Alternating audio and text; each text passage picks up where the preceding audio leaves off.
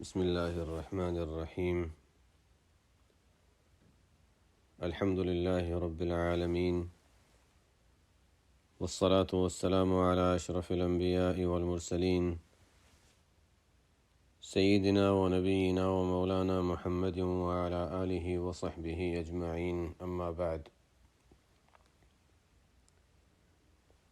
ہمارا عنوان گزشتہ ہفتے چل رہا تھا عورتوں کے بارے میں نبی کریم صلی اللہ علیہ وسلم نے جو حسن سلوک کی تاکید فرمائی ہے اس کا بیان۔ باب الوصیۃ بالنساء۔ عنوان تو عام ہے کہ عورتیں، اور جو بڑا مقصد ہے اس باب کا وہ بیویوں کے حقوق اور ان کی جو ذمہ داریاں شوہروں پر ہیں ان کو بیان کیا جا رہا ہے۔ گزشتہ ہفتے ہم نے اس سلسلے میں دو آیتیں جو امام نووی رحمۃ اللہ علیہ نے پیش فرمائی ہیں ان کا تذکرہ کیا تھا۔ آگے روایتوں کا سلسلہ شروع ہوتا ہے۔ اس باب میں امام نووی رحمۃ اللہ علیہ نے 8 حدیثیں بیان فرمائی ہیں۔ ان حدیثوں کو پڑھنے سے پہلے، روایات پر جانے سے پہلے، اس سلسلے میں جو قرآن و حدیث میں جو خلاصہ ہمیں ملتا ہے بعض حقوق کا جو مردوں کے ذمے ہیں عورتوں کے لیے، یعنی بیویوں کے حقوق جو شوہروں کے ذمے ہیں ان کے متعلق میں مختصر تذکرہ کر دیتا ہوں۔ آگے پھر روایتوں سے اس کی مزید تائید ہو جائے گی اور اس کے اصل دلائل ہمارے سامنے آ جائیں گے۔ ایک ذمہ داری تو مردوں کی جو باب ہی میں بیان کر دی گئی ہے وہ ہے اچھا سلوک کرنا اور ان کے ساتھ اچھا معاملہ کرنا۔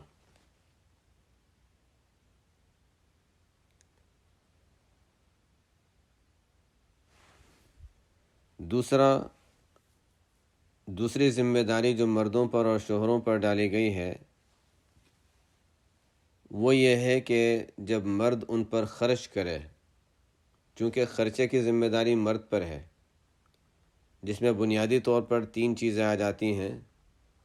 کھلانے پلانے کا جو خرچ ہے وہ، رہنے کا خرچ اور لباس کا خرچ۔ اب اس میں ہمارے عرف میں اور ہمارے لحاظ سے جو بڑی مقداریں ہوتی ہیں وہ چاہے اس حد تک شریعت نے فرض اور واجب قرار نہیں دیا، لیکن بہرحال یہ 3 چیزوں کی ذمہ داری، تفصیلات کتب فقہ میں آتی ہیں، لیکن یہ 3 چیزوں کی ذمہ داری مرد پر ہیں۔ اس خرچ کی ذمہ داری کے ساتھ چاہے وہ گھر کا ہو، کھانے پینے کا ہو، لباس کا ہو، جو بنیادی ضرورتیں ہیں، اس خرچ کے ساتھ ساتھ یہ بھی ذہن میں رکھنا چاہیے کہ مرد جو خرچ کرتا ہے بیوی پر ہو، بچوں پر ہو، اہل و عیال پر، جن پر بھی ہو، خاندان کے افراد پر ہو، یہ سب کا سب ثواب کا کام ہے اور صدقہ ہے۔ یہ ایک بہت اہم نکتہ ہے جو ہم پڑھ بھی لیتے ہیں، سن بھی لیتے ہیں، لیکن ذہنوں کے اندر نہیں جاتا، دل میں اترتا نہیں۔ کان میں تو چلا جاتا ہے، دل میں نہیں اترتا۔ باہر انسان صدقے میں کوئی ضرورت مند ہو اس پر خرچ کرنے میں تو کبھی کبھی سخاوت کا اظہار کر دیتا ہے، کبھی کبھی جن میں بخل زیادہ نہ ہو، لیکن گھر میں جب خرچ کرے گا تو یہ سوچ کر کرے گا کہ اچھا یہ تو اتنے پیسے چلے گئے، اس مہینے اتنی بچت کم ہو گئی، اس مہینے اتنا خرچہ زیادہ ہو گیا۔ جب خرچ ضرورت میں کیا تھا، اہل و عیال کی ضرورت کے لیے کیا تھا، تو احادیث میں یہی بتایا گیا ہے کہ یہ صدقہ ہے اور یہ ثواب کا کام ہے۔ نبی کریم صلی اللہ علیہ وسلم سے جب کوئی آ کر سوال کرتا تھا کہ یا رسول اللہ میرے پاس کچھ مال خرچ کرنے کا ہے، کہاں خرچ کروں؟ تو آپ فرماتے تھے کہ پہلے تو اپنی ضرورت دیکھو، اس کے بعد اپنے گھر والوں کی ضرورت، جو قریبی تعلق والے ہیں پہلے ان کی ضروریات کو دیکھو پھر باہر جاؤ۔ تو بہرحال یہ بھی ایک اہم چیز ہے۔ کبھی کوئی موقع آ جاتا ہے خرچ کرنے کا، کوئی ضرورت پیش آ جاتی ہے وہاں پر انسان اپنے مال کو بچا بچا کر رکھتا ہے کہ کسی طریقے سے پتہ نہ چل جائے میرے بیوی بچوں کو کہ میرے پاس اتنے پیسے ہیں، چھپا چھپا کر رکھنا تاکہ کسی طریقے سے وہ مانگ نہ لیں۔ تو بہرحال یہ بعضوں کا ایک مزاج ہوتا ہے، بعضوں میں کم، بعضوں میں زیادہ۔ یہاں پر یہ سوچنا چاہیے کہ ہاں اسراف سے تو بچنا ہے، فضول سے بچنا ہے، لیکن کسی کو پریشان بھی نہیں کرنا، اور جو خرچ کیا جائے ان کی ضروریات میں اس کو صدقہ سمجھ کر اور ثواب کا کام سمجھ کر خرچ کرنا ہے، فضول اور اسراف سمجھ کر نہیں کرنا ہے۔ بہت سی چیزوں میں ہم نیت حاضر نہ کرنے کی وجہ سے ثواب سے محروم ہو جاتے ہیں۔ ایک اور مرد پر جو ذمہ داری آتی ہے، مرد کے ذمے ہے اہل و عیال کی تربیت وغیرہ کا خیال رکھنا، لیکن ساتھ ساتھ مارنا اور زبان سے برا بھلا کہنا منع ہے۔ مارنا اور زبان سے برا کہنا یہ بھی منع ہے۔ ہمارے قریب کے بزرگوں میں حضرت ڈاکٹر عبدالحی عارفی رحمۃ اللہ علیہ گزرے ہیں، بہت سے حضرات ان کے نام سے واقف بھی ہوں گے۔ اللہ تعالیٰ نے ان سے بڑا اصلاحی کام لیا۔ ہمارے حضرت مفتی محمد رفیع عثمانی صاحب اور مفتی محمد تقی عثمانی صاحب ایک تو انتقال کر چکے رحمۃ اللہ علیہ رحمہ اللہ تعالی رحمتاً واسعہ، اور دوسرے الحمدللہ اللہ تعالیٰ کے فضل و کرم سے ہمیں موجود ہیں حضرت مفتی تقی عثمانی صاحب مد ظلہ۔ اللہ تعالیٰ صحت عافیت کے ساتھ ان کے سائے کو تادیر ہم پر قائم فرمائے اور امت کو ان سے مستفید فرمائے۔ بہت بڑا قیمتی سرمایہ ہے امت کے لیے ان کے شیخ حضرت ڈاکٹر عبدالحی عارفی رحمۃ اللہ علیہ۔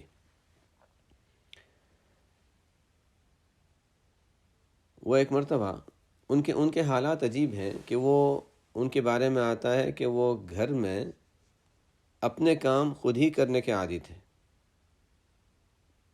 جیسے بہت سے مردوں میں ہوتا ہے گھر کے کام کچھ بھی نہیں کریں گے، وہ گھر کے اپنے کام خود ہی کرنے کے عادی تھے، یہاں تک کہ کبھی ان کا یہ مزاج بھی نہیں تھا کہ پانی مانگتے۔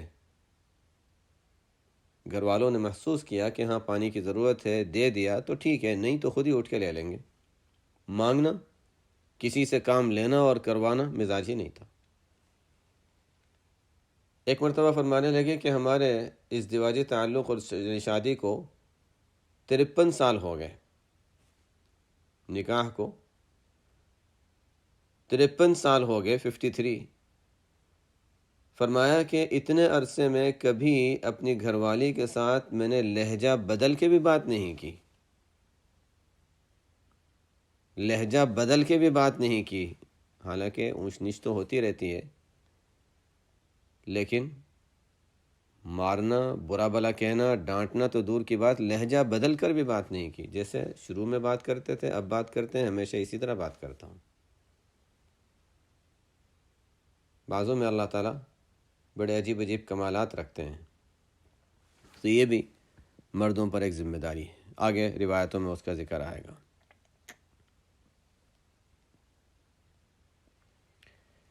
اسی طرح آپ صلی اللہ علیہ وسلم کے بارے میں جب حضرت عائشہ رضی اللہ تعالی عنہ سے پوچھا گیا کہ آپ صلی اللہ علیہ وسلم گھر میں آپ کی زندگی کیسی تھی، کیونکہ ایک پیغمبر سید المرسلین، باہر تو آپ صلی اللہ علیہ وسلم کا جو حال تھا وہ صحابہ دیکھتے تھے، گھر میں کیسے ہیں؟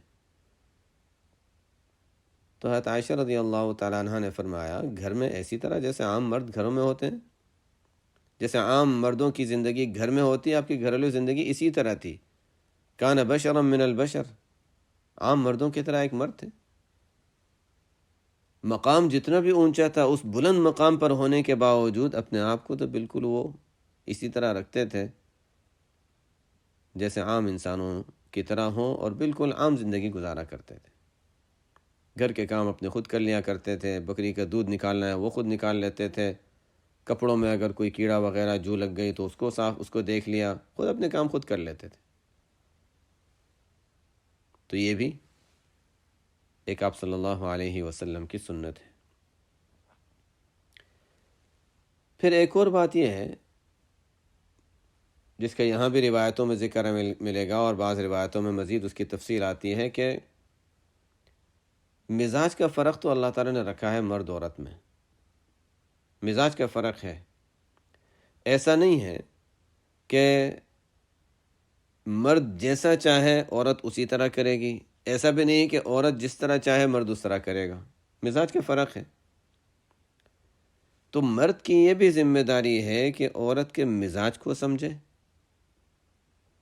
دونوں میں جو مزاج کا فرق ہے اس کو سمجھے، اگر اس سے چھوٹی بہت جو غلطیاں، تھوڑی بہت غلطیاں جو ہو جاتی ہیں ان کو نظر انداز کرے اور چھوٹی باتوں کو چھوٹا ہی رہنے دے۔ بعضوں کی عادت ہوتی ہے چھوٹی سی بات کو بہت بڑی بات بنا لیا، بعضوں کی عادت ہوتی ہے کہ اچھا ان کی باتوں کو اس طرح سمجھا جیسے ایک عام مرد کی بات ہو۔ نہیں، فرق ہے، اس کا مزاج الگ ہے، مردوں کا مزاج الگ ہے، اس کے لحاظ سے ایک چیز اہم ہوگی، اس کے لحاظ سے نہیں ہوگی۔ اس نے ایک چیز کو چھوٹا سمجھا ہے، مرد اس کو بڑا سمجھ رہا ہے، ایسی چیزوں کو نظر انداز کیا جائے، غلطیاں ہوں معاف کیا جائے، حسن اخلاق کا معاملہ کیا جائے۔ یہ بھی مرد کے مرد ہونے کی ایک علامت ہے، ورنہ اس کے اگر وہ بھی اسی طرح معاملہ کرنے لگ جائے تو وہ مرد ہونے کے قابل نہیں، وہ تو عورتوں کی جماعت میں شامل ہو گیا۔ شکل و صورت میں یہ شخص مرد ہے لیکن طبیعت کے لحاظ سے وہ عورت ہے۔ دونوں میں فرق اللہ تعالیٰ نے رکھا ہے، تو مرد کو اپنی جگہ کے لحاظ سے ان چیزوں کا بھی خیال رکھنے کی ضرورت ہے۔ اور یہ جب مرد کی طرف سے اس طرح کے معاملات ہوتے ہیں تو پھر عورتوں پر اس کا اثر بھی اسی کے موافق ہوتا ہے۔ اس کی بھی مثالیں احادیث میں ملتی ہیں، یہاں تک کہ آپ صلی اللہ علیہ وسلم نے تو حسن معاشرت یہاں تک سکھایا کہ اپنے ہاتھ سے کھانا کھلانا بیوی کو یہ بھی ثواب کا کام ہے، حتی لقمۃ ترفعها الی فی امراتک، یہ بھی مرد کو سکھایا ہے، اور احادیث میں اس کی بھی تعلیم دی گئی ہے۔ اسی طرح مرد پر یہ بھی ذمہ داری ہے، عورتوں کی ذمہ داریوں کو بھی بیان نہیں کرا، مردوں کی ذمہ داری چونکہ عنوان اسی کا ہے، تو مرد پر یہ بھی ذمہ داری ہے کہ اپنا ظاہری حلیہ، صفائی، ان چیزوں کا بھی اہتمام کرے۔ جہاں پر احادیث میں آتا ہے کہ حضرت عائشہ رضی اللہ تعالیٰ عنہ سے پوچھا کہ آپ صلی اللہ علیہ وسلم گھر تشریف لاتے تھے تو پہلا کام کیا فرماتے تھے؟ تو حضرت عائشہ رضی اللہ عنہ فرماتی ہیں کہ اذا دخل بیتہ، ابتدا کس سے ہوتی تھی؟ اس مسواک فرماتے تھے۔ ابن عباس رضی اللہ تعالیٰ عنہما فرماتے ہیں، ابن عباس رضی اللہ عنہما فرماتے ہیں کہ انی لاحب ان اتزین للمرأة، مجھے بھی یہ بات پسند ہے کہ میں عورت کے لیے اپنے آپ کو اچھا رکھوں، مزین یعنی گویا کہ اچھا لباس، صاف ستھرا، جس طرح یہ مجھے پسند ہے کہ میری بیوی میرے لیے مزین ہو اور اچھی بنے، تو وہ بھی تو چاہتی ہے کہ میں اس کے لیے اچھا بنوں، تو میں اس کو پسند کرتا ہوں، یہ ایک اچھی چیز ہے۔ اس لیے کہ قرآن سے استدلال فرماتے تھے وَلَهُنَّ مِثْلُ الَّذِي عَلَيْهِنَّ بِالْمَعْرُوفِ، کہ جس طرح ان پر ذمہ داری ہے ان کے لیے بھی تو وہ حقوق ہیں، ان کے ذمہ کچھ حقوق ہیں عورتوں کے، ان حقوق میں کیا ہے کہ وہ اپنے آپ کو مزین کریں، اچھا رکھیں، صاف رکھیں، تو ان کے وہ حقوق ہیں، تو ان کے ذمہ جس طرح وہ حقوق ہیں ان کے لیے بھی تو یہ حق ہے، شوہر کو بھی اس کا اہتمام کرنا چاہیے۔ اس کے علاوہ آپ صلی اللہ علیہ وسلم کا مزاج یہ بھی تھا کہ ازواج مطہرات کے ساتھ بیٹھتے تھے، باتیں کرتے تھے۔ یہ بھی ایک اہم ذمہ داری ہے کہ مرد کچھ وقت دے تاکہ گھر میں بیٹھے، اطمینان سے بیٹھے اور بیٹھ کر بات کرے، کچھ واقعات کا کوئی ذکر کر لیا، کوئی بات کر لی، کبھی کچھ دینی کتاب ہے اس کی تعلیم بھی کر لی، وہ بھی اس کا حصہ ہے۔ بہرحال بات، ساتھ بیٹھنا، ساتھ بیٹھ کر کھانا جو ہوتا ہے وہ بھی اس کا ایک حصہ ہے، اور کچھ سکون سے بیٹھ کر کچھ باتیں کر لینا، دینی باتیں کر لینا، کوئی فائدے کی باتیں کر لینا، یہ بھی ایک ذمہ داریوں میں سے، مرد کی ذمہ داریوں میں سے ایک ذمہ داری ہے، اور احادیث سے اس کا بھی ثبوت ملتا ہے۔ ہم لوگوں میں بڑی مشکلات جو پیش آتی ہیں اس کی ایک وجہ آپس کے جوڑ کا نہ ہونا، ساتھ بیٹھنا نہیں، اور بیٹھنا ہوتا بھی ہے تو پہلے اب تک یہ ہوتا تھا کہ ساتھ بیٹھے ہیں تو بیٹھے کب ہیں؟ جب مووی دیکھ رہے ہیں تو دونوں وہاں پر مووی میں مبتلا ہیں، گناہ کے کام میں، وہاں کہاں برکت ہوگی۔ اور اب ہوتا یہ ہے کہ اچھا اس سے نکلے ہیں تو کچھ دینداری آنے لگی، اور اس سے نکلے تو ساتھ بیٹھے ہیں لیکن دونوں اپنے اپنے فون پہ بیٹھے ہوئے ہیں، اور بچے بیٹھے ہوں گے تو وہ بھی اپنے اپنے فون پہ بیٹھے ہوں گے۔ زندگیاں تباہ ہو رہی ہیں، خاندان تباہ ہو رہے ہیں، یہ اس کی بے برکتی کی وجہ سے، اس کام کی وجہ سے۔ بہرحال تو یہ کچھ حقوق مردوں کے ذمے بھی آتے ہیں، آگے عورتوں کے ذمے جو حقوق ہیں، آگے جو عنوان آئے گا عورتوں کا، اس کے متعلق جہاں شوہروں کے حقوق کے بات آئے گی تو وہاں پر انشاءاللہ اس پر بھی بات کر لیں گے۔ اب یہاں پر ہم احادیث پڑھ لیتے ہیں۔ وعن ابی ہریرہ رضی اللہ تعالی عنہ قال قال رسول اللہ صلی اللہ علیہ وسلم استوصوا بالنساء خیرا فإن المرأة خلقت من ضلع وإن أعوج ما في الضلع أعلاه فإن ذهبت تقيمه كسرته وإن تركته لم يزل أعوجا فاستوصوا بالنساء خيرا فاستوصوا بالنساء متفق عليه وفي رواية في الصحيحين المرأة كالضلع إن أقمتها كسرتها وإن استمتعت بها استمتعت وفيها عوج يعوج وفي رواية لمسلم إن المرأة خلقت من ضلع لن تستقيم لك على طريقة فإن استمتعت بها استمتعت بها وفيها عوج وإن ذهبت تقيمها كسرتها وكسرها طلاقها۔ قوله عوج هو بفتح العين والواو، امام نووی نے یہاں پر لفظ عوج کے بارے میں فرمایا کہ عین اور واو کے فتحہ کے ساتھ ہے۔ امام نووی نے تو یہی لکھا ہے، لیکن بہت سے اہل لغت نے اور محققین نے فرمایا کہ یہ عین کے کسرہ کے ساتھ عوج زیادہ صحیح ہے۔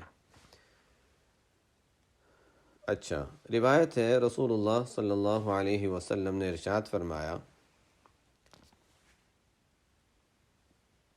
استوصوا بالنساء خیرا، عورتوں کے بارے میں اچھا سلوک کرنے کی وصیت میری جانب سے قبول کرو۔ گویا کہ آپ صلی اللہ علیہ وسلم یہ فرما رہے ہیں کہ میں تمہیں تاکید کرتا ہوں، تاکیدی نصیحت کرتا ہوں کہ عورتوں کے ساتھ اچھا سلوک کرنا، اس نصیحت کو قبول کر لو۔ یہ ہے استوصو۔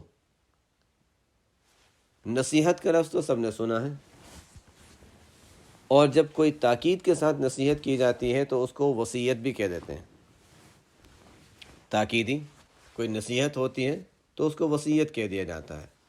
یہاں پر وہی مراد ہے، استوصوا بالنساء خیرا، کہ لوگوں عورتوں کے بارے میں اچھا سلوک کرنے کی میری تاکیدی نصیحت ہے، تم اس کو قبول کرو۔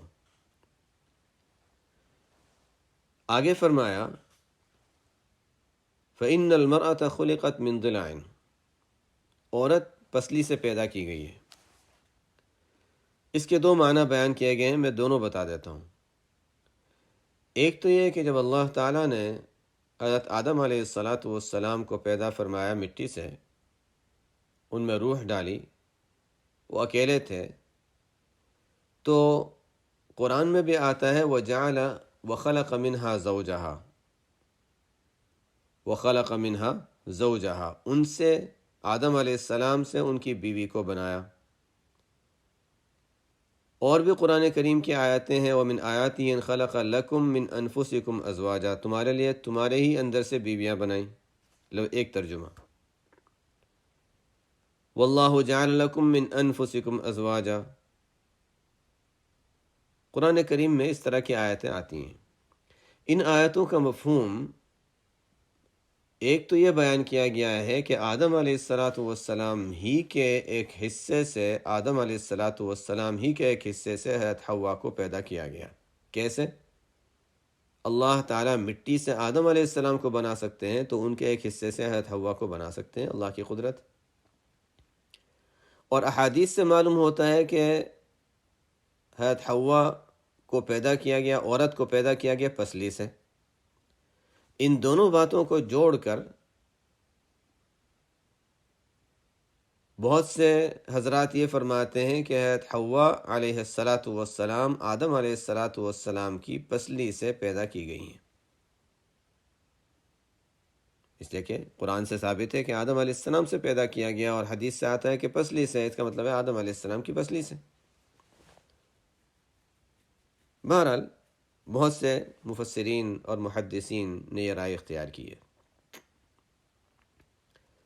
ایک رائے یہاں پر یہ بھی ہے کہ آدم علیہ السلام کو مٹی سے پیدا کیا گیا، یہ تو ثابت ہے۔ حضرت حوا کو پیدا کیا گیا آدم علیہ السلام سے، اس کا مطلب جب قرآن میں بیان کیا جاتا ہے کہ خلق منہا زوجہا، تو ایک تو اس کے ظاہری معنی ہے کہ آدم علیہ السلام ہی سے حضرت حوا کو پیدا کیا، اور دوسرے معنی ہو سکتے ہیں مجازی کہ آدم علیہ السلام ہی کی طرح انہی کی قسم کی ایک بیوی حضرت حوا کو بنایا۔ اور بھی جتنی آیتیں قرآن کریم میں ہیں، خلق لکم من انفسکم ازواجا، تمہارے اندر سے بنائیں، تمہاری طرح کی بیویاں بنائیں، تمہارے جنس کی بیویاں بنائیں، تو یہ بھی ایک رائے ہے۔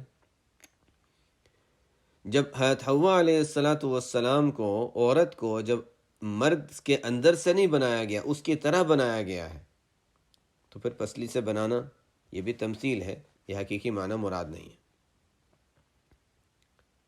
گویا اب ہم باقی تفصیلات کو اگر ہم چھوڑ دیں تو یہاں حدیث کے اب دو معنی ہوں گے۔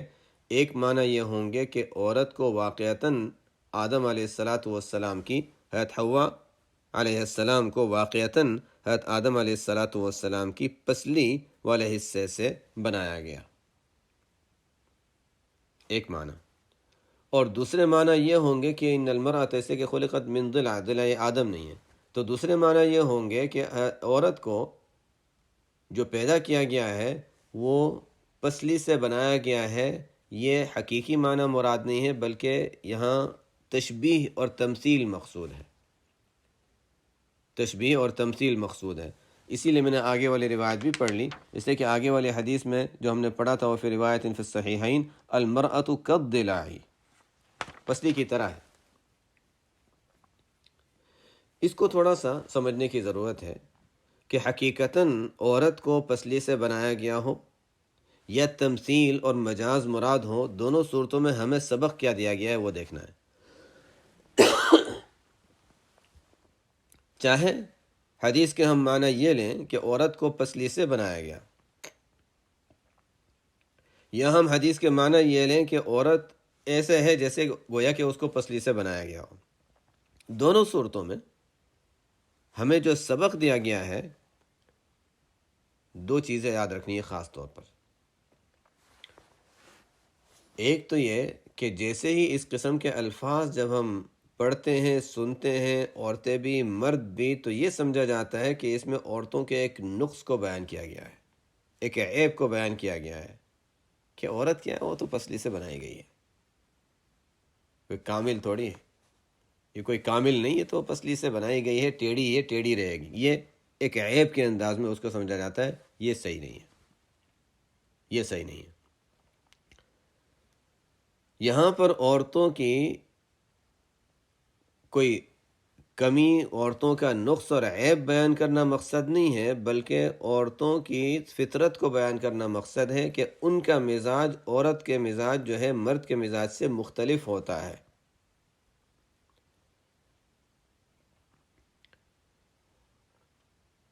حالانکہ اگر مرد کی زندگی کو دیکھا جائے تو عام طور پر یہی ہے، اور تقریباً یہ کہہ لیں کہ یہ قاعدہ کلیہ بھی کہہ سکتے ہیں کہ مرد کی زندگی عورت کے بغیر، الا ماشاء اللہ بعضوں کے حالات مختلف ہوتی ہے، مرد کی زندگی عورت کے بغیر ناقص سمجھی جاتی ہے۔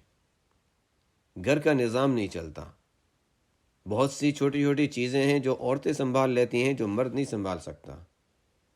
بچوں کی تعلیم ہے، بچوں کی تربیت ہے، بچوں کی ابتدائی ان کے ساتھ صبر و حلم، ان کی تکلیفوں کو برداشت کرنا۔ ہاں بعض عورتوں میں غصہ زیادہ ہوتا ہے، وہ اس کو نہیں برداشت کرتی، مرد کر لیتے ہیں، یہ عموم کے لحاظ سے بتا رہا ہوں۔ عموم کے اعتبار سے عورتوں میں اللہ تعالیٰ نے ایک کمال رکھا ہے،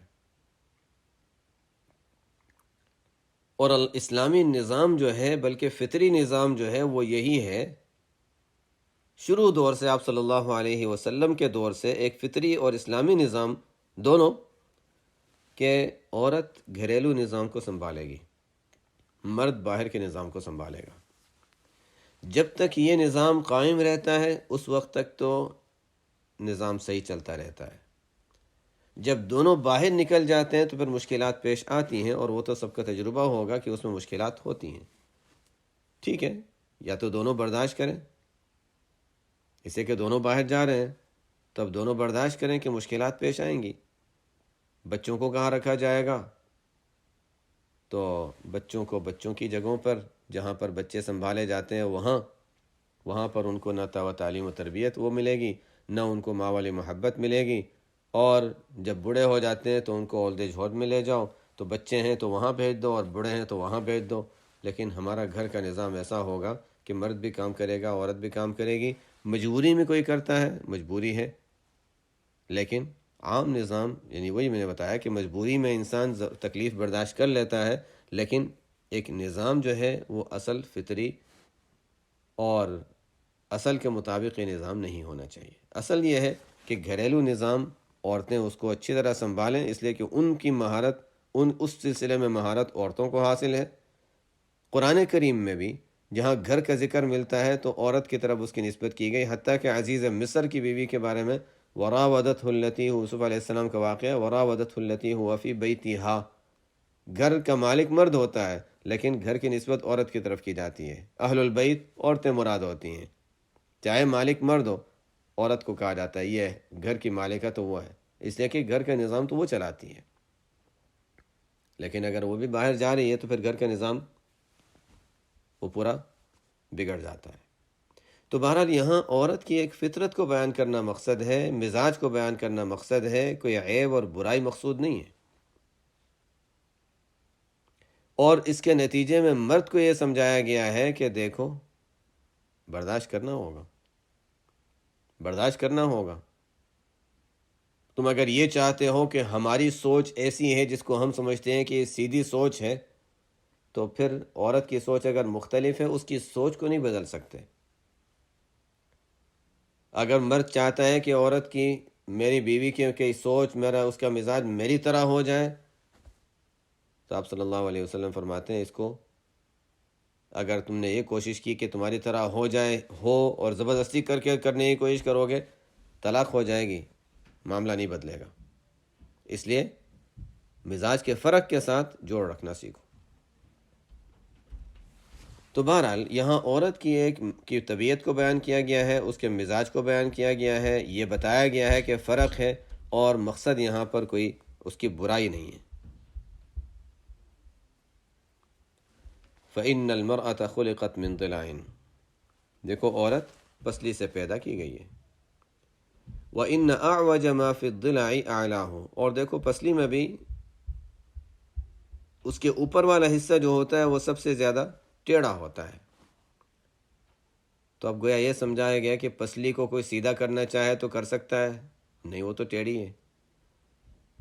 پسلی کو سیدھا کرنا چاہے تو کیا ہوگا؟ زور سے سیدھا کرنے جائے گا تو ٹوٹ جائے گی۔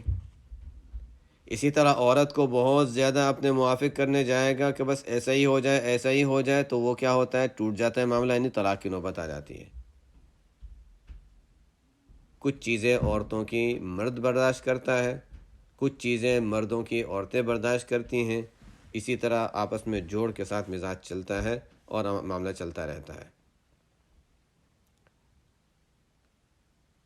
فَإِن ذَهَبْتَ تُقِيمَهُ فَإِن ذَهَبْتَ تُقِيمُهُ كَسَرْتَهُ، آپ صلی اللہ علیہ وسلم فرماتے ہیں کہ اگر اس کو بالکل سیدھا کرنے کی کوشش کرو گے تو پسلی کو بالکل سیدھا کرنے کی کوشش کرو گے تو پسلی ٹوٹ جائے گی۔ اسی طرح عورت کو اگر بالکل سیدھا کرنا چاہو گے، سیدھے سے مراد اپنے موافق کرنا چاہو گے تو معاملہ ٹوٹ جائے گا، یعنی طلاق کی نوبت آ جائے گی۔ عورت کی خوبی یہی ہے کہ وہ اسی طرح ہے۔ اگر عورت اسی طرح مرد کے مزاج کی طرح بن جائے، عورت کا مزاج اسی طرح جیسے مرد کا ہے اسی طرح ہو جائے، تو جوڑ مشکل ہو جائے گا۔ اس کی ایک مثال سے شاید ہم سمجھ سکیں۔ جن کے گھر میں بچے ہیں وہ زیادہ اچھی طرح سمجھ سکتے ہیں کہ بچے اگر بڑوں کی طرح ہو جائیں، کوئی بچہ ہو وہ بچے کی طرح نہیں رہتا، بہت بڑے کی طرح رہتا ہے، تو بچے کی وہ خوبی نہیں رہی۔ بچے کی خوبی ہے کہ وہ بچے کی طرح رہے، وہ اس کی خوبی ہے۔ بچے جب بات کرتے ہیں ان کے بات کرنے کا انداز ذرا مختلف ہوتا ہے تو بچوں والا مزاج وہ اچھا بھی لگتا ہے۔ جب وہ بڑے ہونے لگتے ہیں تو اچھا والدین بھی کہتے ہیں اچھا وہ اچھا یہ بڑا ہو رہا ہے، وہ پہلے زیادہ اچھا لگتا تھا جب اس طرح بولتا تھا۔ ہمارے بزرگوں میں ایک بڑے بزرگ گزرے ہیں، حضرت مرزا مظہر جانے جانا رحمۃ اللہ علیہ۔ بڑا عجیب مزاج تھا، بہت نازک مزاج تھے، لیکن برداشت بھی بہت فرماتے تھے۔ لیکن لوگ جانتے تھے، قریب کے لوگ ہیں وہ جانتے تھے کہ اچھا مزاج میں بہت نزاکت ہے، اور ایسا نہیں تھا کہ اس طرح بنتے ہیں، وہ تھے ہی ایسے، ان کا مزاج ایسا تھا، طبیعت ایسی تھی۔ ایک شخص نے ان کی دعوت کرنے کا ارادہ کیا تو دعوت دینے سے پہلے اپنے گھر میں جو بچے تھے ان کو اچھی طرح سمجھایا کہ دیکھو بہت بڑے بزرگ ہیں، وہ آنے والے ہیں، دیکھو جب وہ آئیں گے تو اس طرح ادب کے ساتھ معاملہ کرنا، ادب سے بیٹھ جانا، یہ کرنا، وہ پورا سکھایا ان کو، بچوں کو سکھایا، ادب سکھایا، دعوت دی، دعوت پہ وہ آئے، بچے نے آ کر سلام کیا، آ کر بیٹھ گئے، اطمینان سے ادب کے ساتھ بیٹھ گئے۔ تھوڑی دیر تو بیٹھے رہے۔ حضرت مرزا صاحب رحمۃ اللہ علیہ نے فرمایا، وہی ان کی طبیعت پہ ہوتا ہے، کوئی چیز خلاف طبع پیش آتی تھی تو سر میں درد ہو جاتا تھا۔ اب یہ اختیاری چیز تو ہوتی نہیں، غیر اختیاری ہے، سر میں درد ہو جاتا تھا۔ سر میں درد ہو گیا۔ اب انہوں نے پوچھا اب کیا ہوا حضرت؟ یعنی مطلب یہ ہے کہ میں تو اتنے عرصے سے یہ کوشش کر رہا تھا کہ بالکل کوئی چیز غلط نہ ہو جائے، اتنا صحیح کرنے کے لیے بچوں کو بھی یہ تعلیم دی، تربیت دی، کیا ہو گیا؟ کہا کہ یہ بچے ہیں، یہ بڑے ہیں، یہ بچے بڑوں کی طرح اس طرح بیٹھ گئے باادب ہو کر، ان کو تو کھیلنا چاہیے، بھاگنا چاہیے۔ اس کو دیکھ کر بھی ان کی طبیعت پہ اثر ہوا۔ مقصد یہ بتانا تھا کہ یہ بچے ہی اچھے لگتے ہیں، بچے بڑے بن جائیں تو وہ اس کی رونق ختم ہو جائے گی۔ تو اللہ تعالیٰ نے اسی طرح مرد کو ایک مزاج دیا ہے، وہ اس مزاج پہ صحیح ہے، وہ عورتوں والے مزاج پہ نہیں اچھا لگے گا۔ عورت کو ایک مزاج دیا ہے، وہ اسی طرح صحیح ہے، وہ مردوں والے مزاج پہ نہیں اچھی لگے گی۔ اسی سے جوڑ بیٹھتا ہے، اسی سے کمال پیدا ہوتا ہے۔ مرد میں اللہ تعالیٰ نے الگ مزاج رکھا، الگ خوبی رکھی، اور عورت میں اللہ تعالیٰ نے الگ مزاج، الگ خوبی رکھی ہے۔ تو کبھی کبھی انداز ایسا ہوتا ہے جس کو ہم سمجھتے ہیں کہ یہ کوئی برائی بیان کی جا رہی ہے جیسے یہاں پر، لیکن مقصد برائی نہیں ہے، مقصد اس کی ایک فطری بات کو بیان کرنا ہے۔ قرآن کریم میں اس کی ایک مثال ہم سمجھ سکتے ہیں۔ قرآن کریم میں اللہ تعالیٰ نے فرمایا خلق الانسان من عجل، انسان پیدا کیا گیا جلد بازی سے۔ کیا اس کا مطلب یہ ہے کہ جلد بازی کوئی چیز ہے جس سے انسان کو بنایا گیا؟ نہیں، اس کے مزاج میں جلد بازی رکھی گئی ہے۔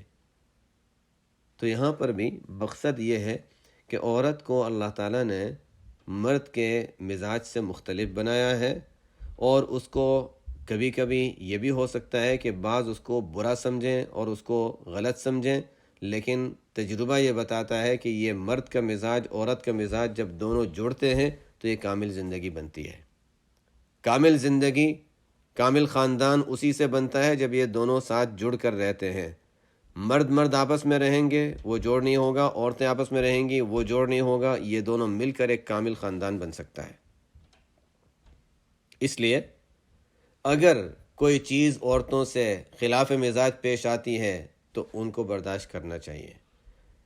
مردوں کی طرف سے عورتوں کے لیے بھی یہی معاملہ ہوگا کہ جو چیز خلاف مزاج پیش آتی ہے برداشت کریں، اس لیے کہ ان کا مزاج الگ ہے، ان کا مزاج الگ ہے، تو حدیث نے بتا دیا۔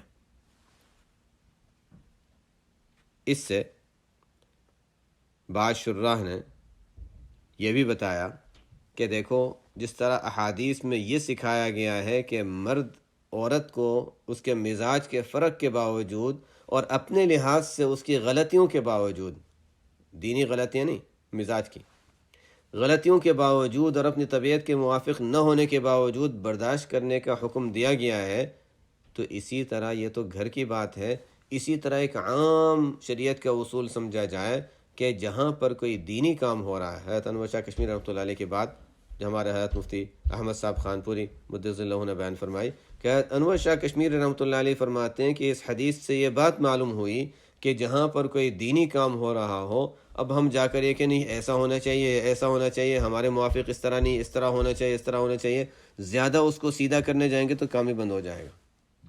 جیسا چلنا ہے چل رہا ہے، چلنے دو۔ اگر ٹھیک کیا جا سکتا ہے آسانی کے ساتھ، جتنی کوشش ہو سکتی ہے انسان کر لے، یہ نہ ہو کہ یا بالکل سیدھے رہو یا بالکل بند، تو پھر بند ہی ہو جائے گا کام۔ اسی طرح جیسے یہاں پر گھریلو معاملہ ہے کہ بالکل سیدھا میری مرضی کے موافق ہو تو معاملہ ٹوٹ جائے گا۔ جیسا چلتا ہے چلنے دو۔ ہاں انسان اپنے مزاج کے لحاظ سے کوشش کرتا رہتا ہے، اور دینی کام جہاں آئے گا وہاں ذمہ داری ہے مرد کی کہ دین کے سلسلے میں اصلاح کی اور بہتری لانے کی انسان فکر کرتا رہے۔ روایت دیکھ لیتے ہیں۔ فَإِن ذَهَبْتَ تُقِيمُهُ كَسَرْتَهُ، دیکھو پسلی کو اگر تم سیدھا کرنے کی کوشش کرو گے تو توڑ دو گے۔ وَإِن تَرَكْتَهُ، پسلی بھی تو ٹیڑھی ہے نا، کتنی فائدے کی چیز ہے، اور اس کی خوبی پسلی کی ہے کہ وہ ٹیڑھی ہے۔ پسلی اگر سیدھی ہوتی تو کیا باہر نکلی ہوئی ہوتی، کتنی تکلیف دہ ہو جاتی۔ اس کا سیدھا ہونا تکلیف دہ ہے، اس کا گول ہونا ہی صحیح ہے۔ جیسے گاڑی میں سپرنگ لگے ہوئے ہوتے ہیں، نیچے گول گول ہوتے ہیں۔ اب انسان سوچے اچھا یہ تو ٹیڑھا ہے پورا، اس کو سیدھا کر دیں تو سیدھا تو وہ بیکار ہو جائے گا، کسی کام کا نہیں رہے گا۔ تو بعض چیزوں کی خوبی یہی ہے کہ وہ گول ہوں اور سیدھی نہ ہوں۔ انسان کا چہرہ سیدھا سیدھا لمبا ہوتا انگلیوں کی طرح تو کتنا بدصورت معلوم ہوتا۔ آنکھیں اگر سیدھی سیدھی ہوتی، آنکھوں کی گولائی خوبصورتی ہے۔ اب کوئی کہے تو ٹیڑھا ہے اس کو سیدھا ہونا چاہیے، نہیں، اس کی خوبی یہی ہے کہ اسی طرح ہو۔ بہرحال کسی چیز کا ٹیڑھا ہونا، کسی چیز کا گول ہونا، یہ اس کی برائی نہیں ہے، یہ اس کی فطرت کو بیان کرنا مقصد ہے۔ وَإِن تَرَكْتَهُ، اور اگر اس کو اسی طرح ٹیڑھا رہنے دیا، لَمْ يَزَلْ أَعْوَجًا، تو وہ ٹیڑھا ہی رہے گا۔ بہرحال فَاسْتَوْصُوا بِالنِّسَاءِ خَيْرًا، تو عورتیں بھی اسی طرح، ان کے مزاج میں مردوں کے مزاج سے مختلف مزاج پایا جاتا ہے، اس لیے دیکھو فَاسْتَوْصُوا، ان سے غلطیاں وجود میں آئیں گی، تمہاری طبیعت کے خلاف چیزیں وجود میں آئیں گی، لیکن فَاسْتَوْصُوا بِالنِّسَاء، عورتوں کے بارے میں میری تاکیدی نصیحت ہے، اسے قبول کر لو۔ ایک صحیحین کی روایت میں آگے ہے المرأة كالضلع، کہ عورت پسلی کی طرح ہے، ان اقمتها کسرتها، سیدھا کرنے کی کوشش کرو گے توڑ دو گے، اور اگر وَإِنِ اسْتَمْتَعْتَ بِهَا، اس سے فائدہ اٹھاؤ گے، استمتعت وفيها عوج، تو اس کے ٹیڑھاپن کے ساتھ ساتھ ہی اس سے فائدہ اٹھانا ہوگا۔ حضرت قاری محمد طیب صاحب رحمۃ اللہ علیہ فرماتے ہیں ان کے یہاں دستور یہ ہوتا تھا کہ جب کپڑے دھلتے تھے تو کپڑے جب بھی دھلتے تھے تو ہمارے یہاں تو ازار ہوتی ہے، ازار میں لاسٹک ڈالتے ہیں، یا بعض جگہوں پر اور کوئی جو بھی باندھا جاتا ہے جس سے ازار کو بند کرتے ہیں، یہاں ہر علاقے کے لحاظ سے مختلف ہوتا ہے۔ فرماتے ہیں کہ جب بھی میں غسل کے لیے جاتا تھا تو اہلیہ میرے کپڑے تیار کر کے رکھ دیا کرتی تھی، غسل سے فارغ ہو گیا، کپڑے پہن لیے۔ جب اہلیہ کا انتقال ہوا اس کے بعد فرماتے ہیں میں غسل کے لیے گیا تو کپڑے تیار کر کے رکھ دیے بہو نے، لیکن ازار میں جو وہ ڈالنا تھا وہ نہیں ڈالا۔ اب وہ فرماتے ہیں کہ پوری زندگی ہمیشہ جب سے ازدواجی زندگی ایک طویل عرصہ گزرا تھا، ہمیشہ سے ازار مجھے تیار ہی ملتی تھی، بس پہن لیا اور اس کو بند کر لیا، لیکن اب جب ان کے انتقال کے بعد دیکھا تو اچھا اب مجھے یہ کام خود کرنا پڑے گا۔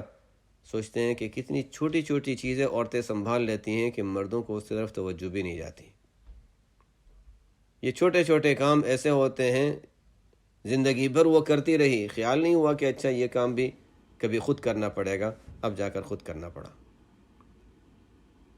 بہرحال دونوں کا ایک مزاج ہے، عورت کے اندر مزاج اگر اپنی فطرت پر اپنے مزاج پر وہ رہتی ہے تو اسی سے صحیح زندگی گزر سکتی ہے۔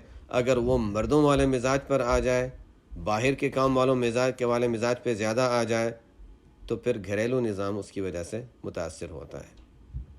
المرأة كالضلع إن أقمتها كسرتها وإن استمتعت بها استمتعت وفيها عوج۔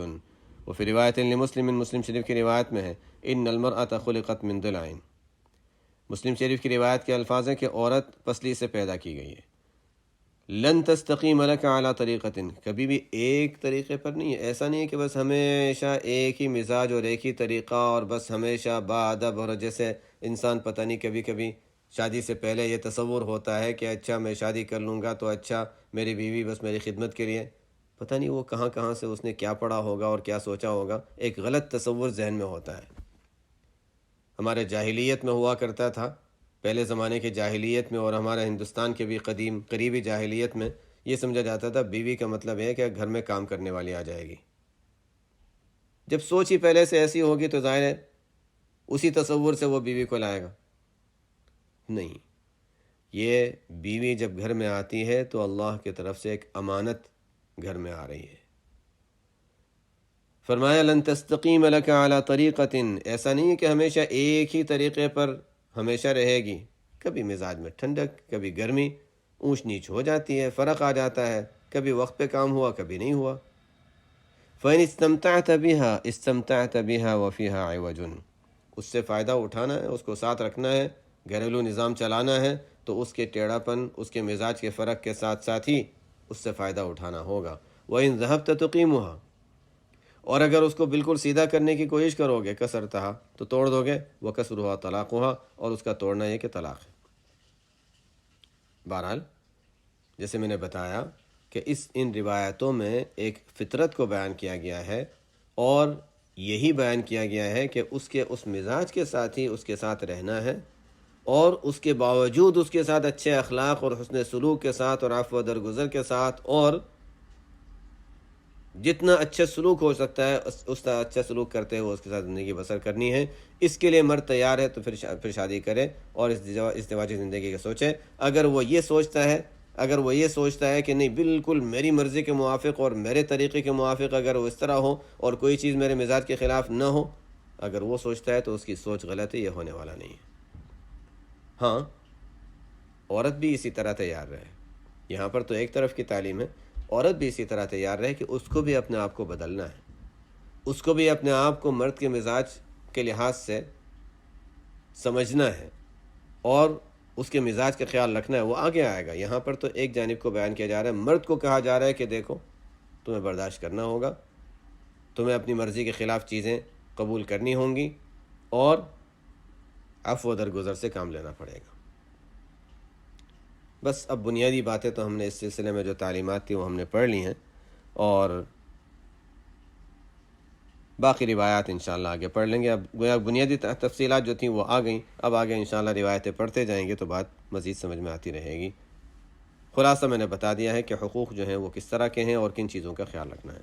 سبحانک اللہم و بحمدک، اشہد ان لا الہ الا انت، استغفرک و اتوب الیک۔